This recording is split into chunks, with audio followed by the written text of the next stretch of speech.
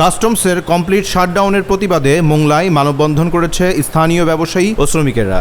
রোববার বেলা 12:30টায় পৌর মার্কেট চত্বরে এই মানববন্ধন কর্মসূচি পালিত হয়। মানববন্ধনে বক্তারা বলেন, কাস্টমসের complete shutdown, march to NBR নামে ধর্মঘট ও রাজস্ব আদায় বাধা কোনোভাবে মেনে নেওয়া হবে না। যারা এসব কর্মসূচি পালন করছেন তারা আওয়ামী লীগের দোসর। আওয়ামী লীগ আমলে চাকুরি হওয়া ব্যক্তিরাই দেশকে অস্থিতিশীল ও বর্তমান অন্তর্বর্তীকালীন সরকারের ভাবমূর্তি নষ্টে এ হীন কার্যক্রম চালাচ্ছে। বক্তারা আরো বলেন, যারা আন্দোলনের নামে বিশৃঙ্খলা সৃষ্টি করছেন তাদেরকে চাকরিচ্যুত করে সেখানে নতুন প্রজন্মের শিক্ষিত বেকার যুবকদের অন্তর্ভুক্ত করা হোক। আন্দোলনরত কাস্টমস তাদের কর্মসূচি প্রত্যাহার না করলে মোংলা কাস্টমস হাউস ঘেরাও, মানববন্ধন সহ নানা ধরনের কঠোর কর্মসূচি দেওয়া হবে।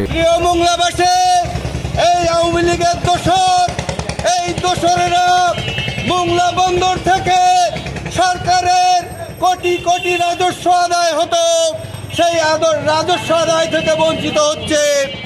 আমরা সরকারের কাছে দাবি জানাই, দ্রুত এই ফ্যাসিস্ট সরকারের অবৈধ নিয়োগকারী কর্মকর্তাদের বিরুদ্ধে কঠোর হস্তক্ষেপ গ্রহণ করুন।